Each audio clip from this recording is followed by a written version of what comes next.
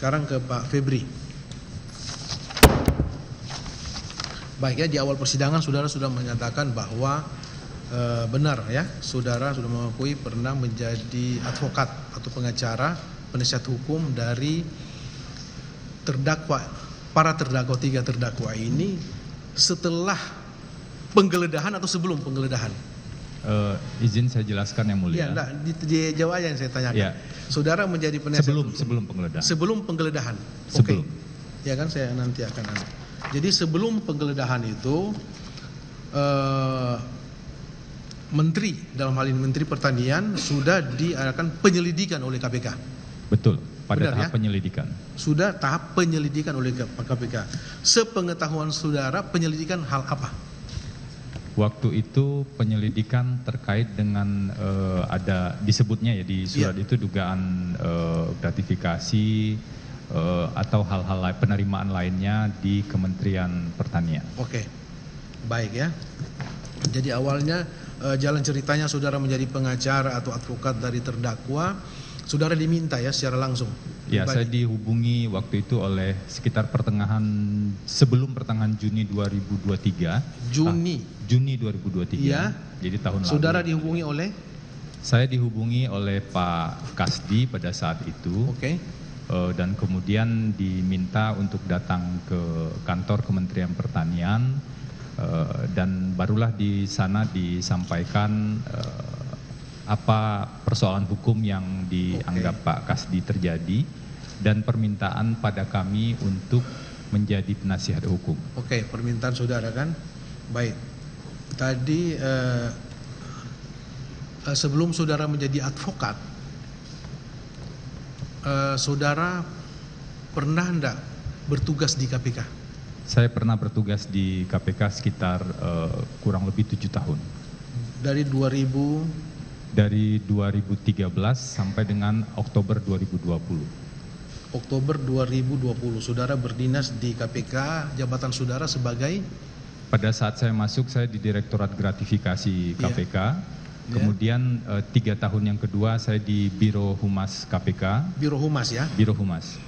Sampai saudara tidak bertugas lagi di KPK? Ya, Oktober 2020 saya pamit dari KPK. Setelah itu saudara beralih menjadi pengacara? Saya sudah disumpah dan diangkat sebagai pengacara sejak tahun 2013. Sebelum masuk KPK. Baik. Pada saat di KPK kemudian saya tidak aktif. Setelah keluar dari KPK barulah kemudian saya urus izin lagi dan membuka kantor. Baik, membuka kantor. Sehingga itu saudara dipanggil untuk menjadi penasihat hukum ya oleh Kasdi tadi. Iya, pada tahun 2023. Itu. Kemudian apakah waktu saudara itu kan sudah baru tahap penyelidikan? Tahap penyelidikan. Tapi kan saudara sudah disampaikan oleh Sekjen Kasdi duduk persoalannya kan, pemeriksaannya. Ya, pada saat itu disampaikan apa yang kira-kira menurut Pak Kasdi pada saat itu yang menjadi masalah yang terjadi di Kementerian Pertanian. Jadi kami menerima informasi dari Pak Kasdi saat itu. Baik ya. Baik, setelah saudara ditawari untuk menjadi advokat atau pengacara, saudara tahu kan ini di penyelidikan itu oleh KPK kan? Betul yang mulia. Di tempat kerja saudara yang lalu, iya kan? Iya, saya pernah. Tapi saudara tidak ada masalah, tidak ada secara psikologis tidak ada perasaan tertekan saudara kan? Biasa aja, profesional. Kalau boleh saya jelaskan sedikit yang mulia. Jadi sebenarnya ada banyak pihak yang meminta kami sebelumnya untuk jadi kuasa hukum dalam kasus yang ditangani KPK sejak 2020. Tapi pada saat itu saya memandang harus menjaga minimal ada waktu tenggang begitu untuk tidak menangani perkara yang karena standar di beberapa negara seperti itu minimal 2 tahun begitu yang mulia.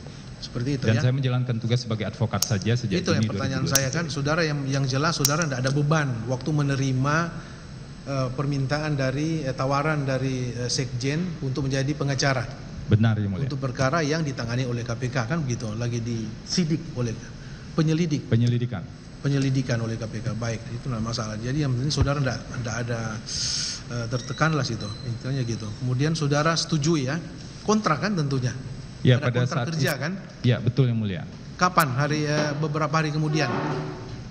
SKK surat kuasa khusus itu tertanggal 15 Juni 2023. Oke. 15 Juni ya. Juni 2023. Oke, saudara sah menjadi pengacara, kan gitu. Kemudian kan tentunya saudara sudah tahu hak dan kewajiban saudara sebagai pengacara kan ada, sudah ada diatur oleh Betul yang mulia. masuk kode Di etik Undang-Undang sebagai Advokat. pengacara kan gitu. Kode etik pengacara kan sudah ada. Benar yang mulia. Baik, kemudian saudara secara profesional mendampingi mereka. Tapi waktu Benar, itu kan baru tahap penyelidikan. Masih tahap Apakah penyelidikan. waktu itu sudah diperiksa saksi-saksi? Pada saat itu yang saya ketahui yang belum dipanggil saat itu hanya Pak Sarul saat itu, karena ini saya ketahui karena ada surat undangan klarifikasi dari KPK dan pada akhirnya sesuai dengan saran kami agar kooperatif, Pak Sarul datang pada saat itu memenuhi undangan tersebut. Bentar ya, yang pertanyaan saya tadi, waktu saudara ditawari oleh Sekjen ya sebagai pengacara, apakah waktu itu pegawai di Kementerian Pertanian waktu itu sudah diperiksa sebagai saksi? Ada sebagian yang sudah diperiksa, dimintai keterangan? Sepengetahuan saya tidak ada lagi pegawai yang diperiksa setelah kami masuk itu yang mulia. Artinya tentu tidak ada lagi. Dari berarti informasi, sudah pernah diperiksa mereka semua? Kemungkinan seperti itu yang mulia. Sudah diperiksa semuanya ya, termasuk Kasih Subagiono dan Muhammad Hatta. Dari informasi yang kami terima dari para klien demikian yang mulia. Tapi yang waktu itu yang belum sempat diperiksa sebagai saksi adalah menterinya SEL. Yang belum sempat memberikan keterangan Pak Sarul pada saat itu. Waktu itu ya. Itu kan baru penyelidikan. Penyelidikan. Kemudian dari saksi kemudian menjadi tersangka itu kapan? Kalau dari pengetahuan saya, dari informasi yang kami terima dari para klien itu setelah SPDP diterima. Iya. Sekitar yang pertama sekali menjadi tersangka siapa? Seingat saudara. Saya tidak tahu persis, tapi di antara bertiga ini atau bersamaan atau Kasdi duluan atau Muhammad Hatta duluan kemudian menteri menyusul. Seingat saya suratnya bersamaan pada saat bersamaan itu. Ya. Sekitar mungkin September 2023. Oke. Jadi setelah semua sudah diperiksa termasuk SEL juga diperiksa waktu itu kan? Pada saat itu sudah diperiksa. SEL diperiksa, saudara dampingi? Tidak boleh mendampingi yang mulia. Enggak, waktu itu saudara mendampingi tapi hanya di luar, enggak masuk? Atau gimana? Tidak mendampingi secara langsung karena di penyelidikan kan memang tidak boleh. Iya. Maka kami tentu saja pada saat itu di luar ruangan? Kantor, di luar gedung, di kantor lah pada saat itu. Tidak mendampingi sampai pemeriksaan kan? Benar yang mulia. Sesuai aturan KPK. Ya. Jadi waktu itu berapa orang yang menjadi kuasa hukum waktu itu? Saudara? Siapa lagi teman saudara? Dari tim saya, dari kantor itu ada 8 orang. Tapi saya juga mengetahui ada tim penasihat hukum lain yang juga menjadi penasihat hukum seperti itu yang mulia. Selain saudara siapa lagi yang saudara ingat, teman saudara yang lain? Kalau dari kantor yang saya pernah di KPK waktu itu bersama saudara. Saya dan Rasa Mala Aritonang, kemudian beberapa asisten lawyer dan asisten lawyer. Aritonang siapa lagi? Yang pernah di KPK hanya kami berdua. Oh, hanya kami, saudara berdua ya. Ini Pak Aritonang ini apa? Penyidik? Bukan, dulu terakhir di Biro Hukum menjabat sebagai Kepala Bagian Perancangan Peraturan Perundang-undangan. Baik, hanya kalian berdua ya? Hanya berdua yang. Oke. Singkat cerita ya, berjalannya waktu, kemudian SEL sudah diperiksa sebagai saksi, kemudian setelah penyidikan berubah ya menjadi tersangka. Benar, 3 orang tersangka, benar? 3 orang tersangka. Jadi saudara masih tetap mendampingi? Sempat ketika penggeledahan terjadi pada akhir September 2023, kami sudah mengetahui, saya sudah mengetahui kalau KPK melakukan penggeledahan, itu sudah penyidikan dan pasti sudah ada tersangka. Itu pengetahuan saya saat itu. Sehingga menurut kami saat itu surat kuasa khusus pendampingan di tahap penyelidikan sudah selesai karena dugaan kami KPK sudah masuk di penyidikan, tapi kami belum dapat informasi resmi. Penggeledahan itu sudah muncul di pemberitaan media pada saat itu. Baik. Bentar ya, saya balik lagi ya. Saudara setelah menerima surat kuasa khusus ya untuk mendampingi 3 terdakwa ini, apakah saudara intens berkomunikasi dengan terdakwa nih, SEL? Tentu saja yang mulia. Saya intens, profesional. Tadi kan sudah saya profesional, intens bekerja mendampingi beliau. Kemudian ini sebelum penggeledahan ya. Sebelum penggeledahan, apakah saudara mengetahui waktu SEL ada tugas dinas keluar negeri?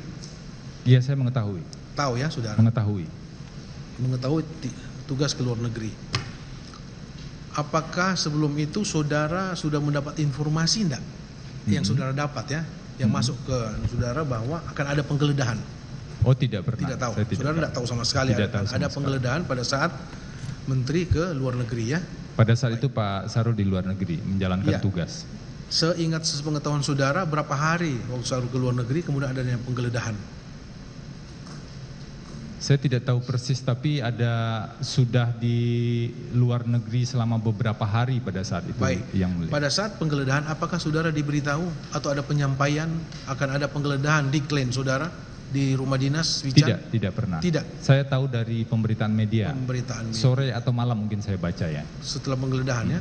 Benar sebagaimana yang dijelaskan tadi dari Kamis malam, kan saudara pasti mengikuti kan, saudara kan masih penasihat hukum mereka. Itu benar sampai hari Jumat pas. Saya tidak mengetahui kapan penyidik masuk dan selesai. Berakhir ya? Saya tidak mengetahui. Yang saya ketahui dari pemberitaan pada malam itu KPK melakukan penggeledahan. Itu yang saya ketahui yang mulia. Barulah kemudian besoknya ada pemberitaan lagi terkait dengan biasanya kan KPK memang menyampaikan informasi perkembangan kegiatan. Iya, jadi saudara ikut dari media ya? Dari pemberitaan media. Ya. Pemberitaan media saudara tahu memang benar ada penggeledahan. Betul. Sebagaimana saya juga dengar waktu itu kan memang disebutkan ada uang yang digeledah sekian miliar. Di pemberitaan. Kan? Tahu kan? Ada yang digeledah itu senjata api. Iya, dari pemberitaan saya baca ada juga. Ada beberapa senjata api dan ada yang lain. Dokumen-dokumen yang lain yang kami tidak, yang jelas itu diberitakan kan, intinya itu. Kemudian saudara kan selama intens tadi kan berkomunikasi dengan 3 terdakwa ini, apakah saudara mengetahui setelah itu ya bahwa memang benar ada sharing atau pengumpulan uang di Kementerian Pertanian? Sudah dengar enggak saudara waktu itu? Izin yang mulia, sebelum saya menjelaskan, mungkin agar ini jadi concern, karena saya punya kewajiban hukum juga. Iya, saya ngerti. Tapi kan secara pengetahuan, saudara waktu itu sudah mendengar atau tidak, itu aja. Sebelumnya saya tidak mendengar yang mulia. Sebelumnya sudah mendengar. Tapi kan saudara dapat apakah para terdakwa ini mengakui kepada saudara bahwa memang kami ada mengajukan ada sharing pengumpulan dari eselon 1 untuk kepentingan atau operasional menteri? Sebelum saya jawab, mohon izin yang mulia, saya diberikan kewajiban hukum di pasal 19 Undang-Undang Advokat. Benar, saya ngerti. Untuk menjaga kerahasiaan hubungan antara advokat dengan klien. Itu pertanyaan kami kan sebenarnya sederhana. Apakah waktu itu terdakwa Syahrul Yassin Limpo, terdakwa Kasih Subagiono maupun terdakwa Muhammad Hatta sudah menyampaikan kepada saudara hal demikian atau tidak, atau memang disampaikan tapi saudara tidak bisa ngomong di persidangan ini? Yang disampaikan kepada kami, mohon izin untuk menjelaskan secara umum yang mulia. Yang disampaikan kepada kami ada proses penyelidikan yang sedang berjalan di KPK. Yang dituduhkan, yang dituduh. Ya, dengan sangkaan, kan disuratkan bunyi itu yang mulia, surat panggilan gitu ya. Itu yang pertama. Yang kedua, kemudian yang disampaikan para klien pada kami tentu di kesempatan yang terpisah, ada beberapa isu-isu dan persoalan-persoalan hukum yang diduga terjadi di Kementerian Pertanian. Baik. Nah, tentu saja itu kami identifikasi yang dan kami pelajari lebih lanjut. Baik. Gitu. Tadi saudara mengatakan bahwa waktu saudara menjadi penasihat hukum itu pegawai di Kementerian Pertanian, ya, eselon 1 dan lain-lain itu sudah diperiksa sebagai saksi, ya kan? Betul. Apakah saudara pernah enggak punya inisiatif atau sudah melaksanakan untuk menemui saksi-saksi yang sudah diperiksa oleh KPK waktu itu? Ada enggak yang saudara temui di antara pegawai Kementerian Pertanian? Pada saat itu karena ada beberapa persoalan isu hukum yang disampaikan, kemudian kami tentu mengatakan mohon kami dibantu diberikan salinan-salinan dokumen atau keterangan-keterangan dari pihak-pihak yang mengetahui persoalan hukum tersebut. Iya. Nah, dalam konteks itulah kemudian kami melakukan semacam proses analisis secara hukum, menyusun draft legal opinion atau pendapat hukum. Iya. Ada informasi dari dokumen-dokumen, seingat saya lebih dari 20-an. Pertanyaan saya, apakah saudara menemui enggak saksi-saksi yang sudah pernah diperiksa oleh KPK? Itu pada saat saya ketemu dengan Pak Kasdi, ada beberapa orang pegawai Kementerian Pertanian yang sudah ada di ruangan dan kemudian mereka menyampaikan informasi yang mereka ketahui. Sudah diperiksa sebagai saksi di KPK?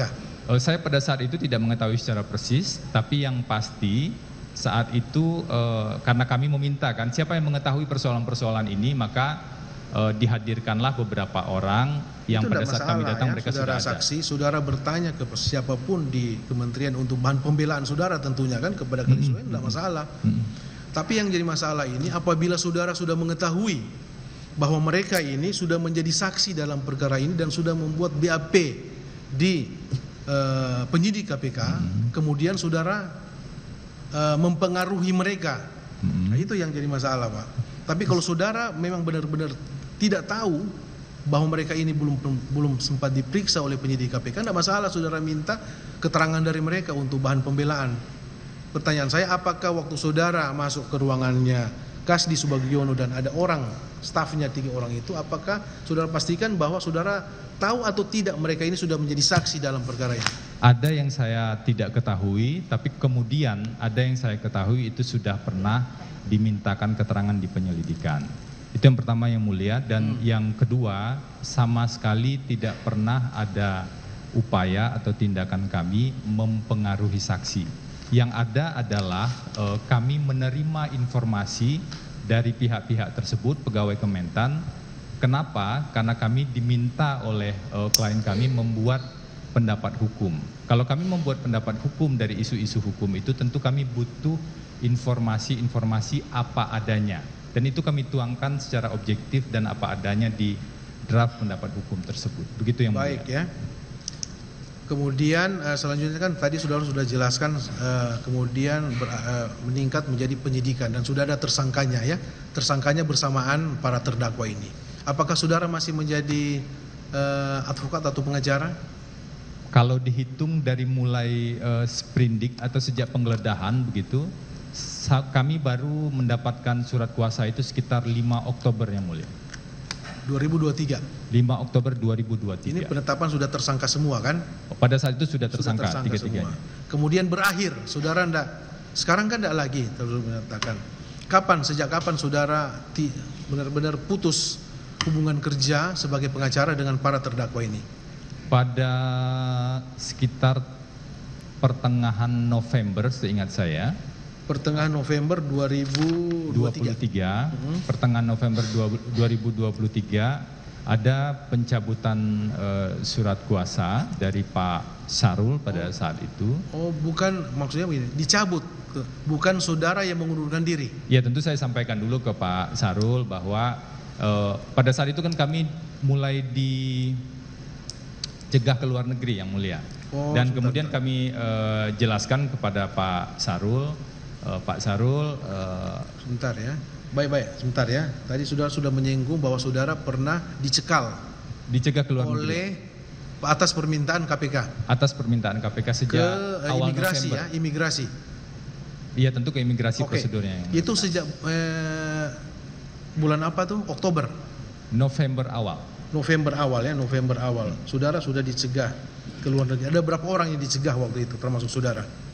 Bertiga. Kami bertiga. Termasuk Aritonang. Termasuk Rosa Mala Aritonang, termasuk satu lagi partner kami yang tidak masuk di tim juga dicegah ke luar negeri. Oh gitu ya, jadi Ya. kalian bertiga. Dicegah ke luar negeri, kemudian setelah saudara dicegah ke luar negeri, saudara komunikasi dengan, konsultasi dengan. Betul, saya datang ke Pak Oke. Sarul, saya besuk Pak Sarul, saya jelaskan begini, Pak Sarul, kami ini kan pernah diperiksa sebagai saksi di tahap penyidikan. Dan ketika Pak Sarul, saya ingat saya tanggal 13 Oktober pada saat itu ya, Pak Sarul ditangkap, dilakukan penangkapan. Saya kan datang ke KPK dan tidak boleh mendampingi Pak Sarul saat itu. Iya. Karena dengan alasan saya pernah diperiksa.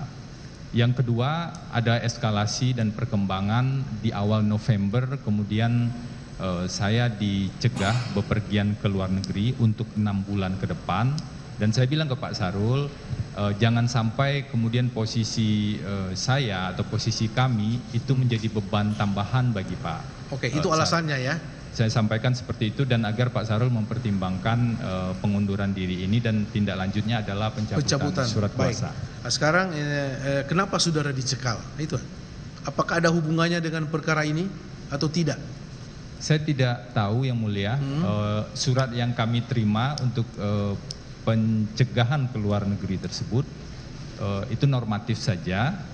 Dan penjelasan yang kami baca di media itu juga dalam hal suatu saat dibutuhkan keterangan itu bisa dipanggil begitu atau tidak sedang berada di luar negeri. Tapi perlu juga saya sampaikan yang mulia, selama sekitar 6 bulan tersebut tidak ada panggilan kepada kami sampai dengan pencegahan berakhir sekitar bulan lalu ya gitu. Tapi kami menghormati itu, kalaupun kami dipanggil kami datang. Baik, termasuk di ruang sidang. Saudara mengatakan awal November 2023 itu saudara dicekal ya dalam waktu November 6 bulan. awal. November awal, berarti berapa kali saudara? Apakah diperpanjang lagi? Tidak ada surat pemberitahuan lagi yang mulia. Tidak ada surat, hanya sekali aja saudara ya? Satu kali, saya menerima surat dari KPK, kemudian saya terima surat dari imigrasi pada saat itu. Sekarang saudara dalam posisi masih dicekal ke luar negeri atau tidak lagi? Saya belum cek ke imigrasi, tapi tidak ada surat soal informasi pencegahan ke luar negeri yang saya terima. Ke luar negeri. Baik, pertanyaan tadi kan saya kenapa saudara dicekal? Karena pemberitahuan apa tadi? Ada hubungannya dengan perkara ini atau tidak? Ya, jika diperlukan keterangan sewaktu-waktu itu kemudian bisa dimintakan. Sehubungan dengan perkara ini kan? Tentu sehubungan dengan perkara ini, betul. Seperti itu ya. Jadi sekarang saudara memang benar-benar sejak dicabut ya, pencabutan surat kuasa saudara enggak mengikuti lagi atau saudara mengikuti? Jadi begini yang mulia, pencabutan surat kuasa kan disebutkan di sana kami tidak bisa mendampingi litigasi begitu. Iya. Kami tidak bisa mendampingi lagi, namun kami juga dilarang ini advokat yang mulia untuk meninggalkan klien dalam keadaan sulit. Dan pada saat itu ada permintaan juga pada kami untuk tetap memberikan bantuan, memberikan analisis hukum yang mulia. Begitu. Jadi porsinya lebih ke porsi non litigasi dalam konteks analisa hukum. Tidak ada pendampingan lagi dan saya tentu tidak lagi bisa besuk begitu. Iya. Kalau sebelumnya saya agak rutin besuk Pak Oke, Sarul, karena sudah Pak dicabut Hakim. jadi saudara tidak seleluasa pada waktu saudara masih menjadi kuasa kan gitu intinya itu. Ya. Jadi tidak lagi ya, tidak aktif lah seperti itu. Betul. Akhirnya. Mengenai sharing itu saudara tidak tahu sama sekali, hanya pemberitahuan aja tadi ya, pengumpulan uang di Kementerian Pertanian. Saudara Kalau sama sekali memang tidak tahu ya. Dalam informasi-informasi yang kami dapatkan dalam proses penyelidikan tentu ada informasi yang kami dapatkan. Iya. Karena misalnya ada beberapa isu hukum yang kami ketahui.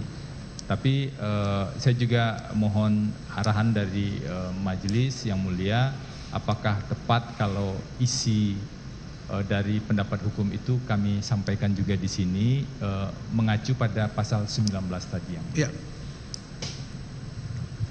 Oke, cukup kalau dari saya cukup, ada tambahan? Sedikit, saksi Febri Diansah.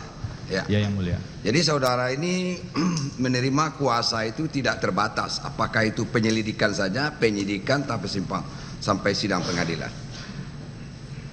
SKK atau surat kuasa khusus tertanggal 15 Juni hanya untuk penyelidikan, Yang Mulia.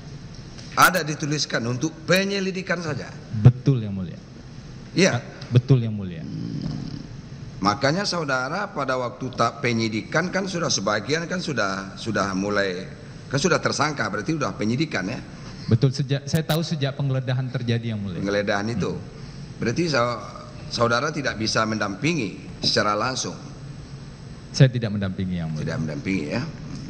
Jadi berapa lama saudara dengan tim, termasuk siapa? Si Donald Faris ya? Donald Faris tidak masuk di dalam masuk. Berapa orang saudara? 4 orang ya waktu itu ya? Kalau di surat kuasa khusus ada 8 orang. Ada 8 orang. Berapa lama saudara di tahap penyelidikan itu mendampingin? Rentang waktunya berapa lama? Dari 15 Agustus tentu saja, dari pertengahan Agustus lah begitu, Yang Mulia, sampai dengan kami mengetahui penyidikan sudah dimulai sekitar akhir September. September ya. Jadi ada dibunyikan ya dalam surat kuasa itu hanya penyelidikan. Betul, di bagian khususnya kami bunyikan itu, Yang Mulia. Penyelidikan. Karena itu sesuai. Kenapa tidak sampai ke penyidikan? Apa pertimbangan saudara sebagai kuasa hukum?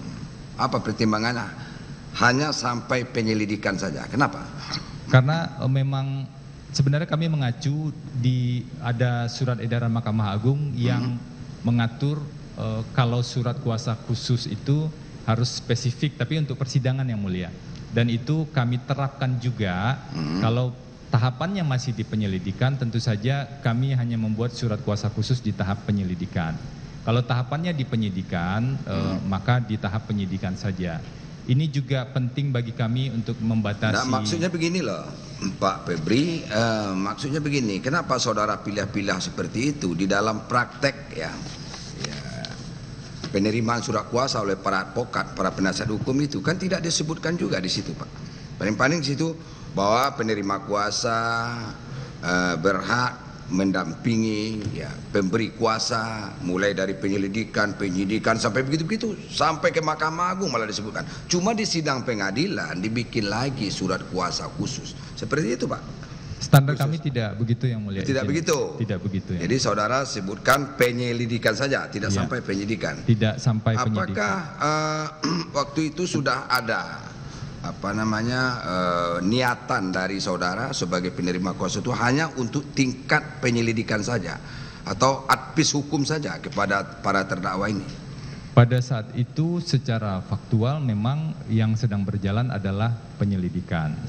Nah, kalaupun nanti ada proses penyidikan, tentu saja dalam ada kuasa lagi maksudnya. Dalam bayangan kami akan ada surat kuasa lagi. Baru. Kalau persidangan, kalaupun masih lanjut ada surat kuasa yang. Tapi niat dari para terdakwa ini sebagai pemberi kuasa kan tidak juga disebutkan sama saudara sebagai penerima kuasa bahwa hanya ini untuk tingkat penyelidikan saja.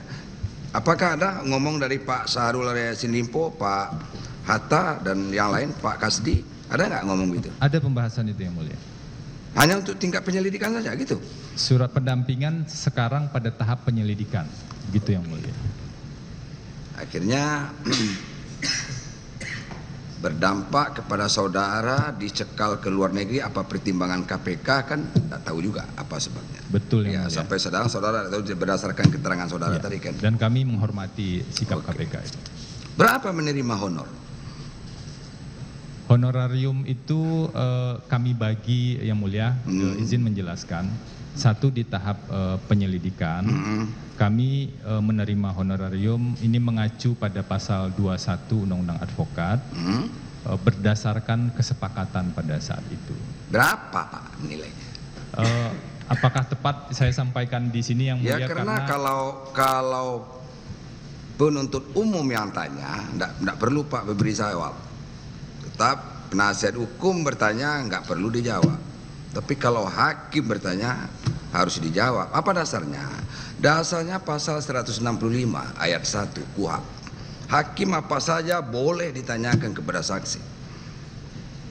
Kenapa saya tanya begitu? Apakah niatan ini datangnya dari saudara atau karena sesuatu keadaan? Itu pertimbangan dari hakim, Pak Febri. Silakan jawab. Berapa jawab? Ini karena berapa aja ya, tidak ada soal, Pak. Dan itu hak saudara, tidak melanggar undang-undang kok itu. Betul yang mulia. Oke, profesional. Silakan jawab. Pada saat itu di tahap penyelidikan yang disepakati totalnya adalah 800 juta rupiah. Berapa? 800 juta rupiah. Untuk 8 orang? Tim kami ada 8 untuk 3 klien yang mulia. 3 klien, 800 juta. 800 juta di tahap penyelidikan. Wajar lah. Advokat nerima itu. Wajar kan? Oke. Dan satu hal izin Ya, kalau boleh silakan, saya tambahkan Pak. yang mulia. Silakan. Jadi pada saat itu kami juga menegaskan, saya komunikasi dengan Pak Kasdi, mungkin bisa dikonfirmasi juga, bahwa karena kasus ini bersifat pribadi, maka kami sampaikan sumber dananya itu juga dari pribadi, dan kemudian dalam perjanjian jasa hukum juga kami sebutkan bahwa klien menjamin sumber dana dari hasil yang sah dan tidak hasil tindak pidana, begitu yang mulia. Ya, wajar aja kalau saudara menaruh ya apa namanya nanti dananya dari mana, begitu kan? Ya, kalau saudara menerima itu ya wajar-wajar saja, gitu kan? Tapi dari mana sumbernya kan soal lain lagi, ya. Oke. Terus waktu Pak Syahrul Yassin Limpo khususnya menghadiri KTT G20, saudara masih pegang kuasa waktu itu? Itu yang September ya yang mulia? Iya, jadi Pak Syahrul Yassin Limpo ini berdasarkan berita dari media massa kan terputus komunikasi, tak bisa dihubungi, masih ingat nggak itu? Masih, ya. saya masih jadi kuasa saat itu. Ya, masih. Apakah sebelum saudara, penggeledahan ya yang mulia? Ya. Apakah saudara bisa menghubungi beliau waktu itu? Pada saat itu, pada saat masih acara yang mulia, pada saat sebelum acara, mungkin saya jelaskan biar agak lengkap. Sebelum acara saya diinformasikan bahwa ada penugasan ke KTT G20 dan saya sampaikan ke Pak Syahrul pada saat itu, Pak, ini Bapak kan dalam saat menjalankan tugas dan untuk kepentingan publik di bidang pertanian. Jadi ada baiknya ketika Bapak berada di luar negeri, informasi-informasi terkait dengan kegiatan pertemuan itu disampaikan ke publik. Dan saya diinformasikan, ada foto, kemudian ada poin-poin pembicaraan dan lain-lain. Ya itulah advis hukum dari penasihat hukumnya. Benar ya, benar kan? Benar ya. Bukan berarti disuruh dia kabur, kan bukan begitu, Pak. Ya. Kegiatannya memang ada saat itu dan iya kegiatannya ada. Tapi yang ribut di media, kalau media kan belum tentu juga benar, kan begitu. Itu tidak bisa dihubungi lagi Pak Syahrulnya, padahal acara itu resmi gitu ya, begitu Pak? Benar ya mulia. Rombongan lain sudah pulang, kenapa beliau belum pulang, kan begitu? Ya, yang saya kalau di media seperti itu, berarti saudara sebagai penasihat hukum masih bisa menghubungi Pak Syahrul Yassin Limpo khususnya. Ya, saat itu ada update yang saya terima dalam posisi di KTT G20 tersebut. Tapi memang sejujurnya saya juga agak bingung dengan informasi yang berkembang saat itu, karena Pak Syahrul kan tidak pernah dipanggil ya dalam sebelum KTT G20 tersebut untuk pemeriksaan, dan kemudian ketika sedang menjalankan tugas diisukan hilang. Nah, kalaupun pada saat isu hilang tersebut dalam tanda kutip kemudian ada komunikasi dengan kami dan ada panggilan, tentu saja kami pasti menyarankan agar kooperatif dan menghadiri panggilan KPK. Itu selalu kami lakukan. Jadi advis, sekali lagi tetap saudara memberikan advis, begitu kan? Betul. Ya, nasihat hukum lah istilahnya. Nasihat hukum yang mulia. Benar kah? Benar yang mulia. Oke. Terus kemudian kenapa saudara berpikir mengundurkan diri? Apa sebabnya? Saat itu kami berpandangan kami tidak ingin menjadi beban tambahan untuk karena ada cekalan tadi, karena bukan ada karena sesuatu hal lain, karena saudara juga pernah mengabdi di KPK loh Pak.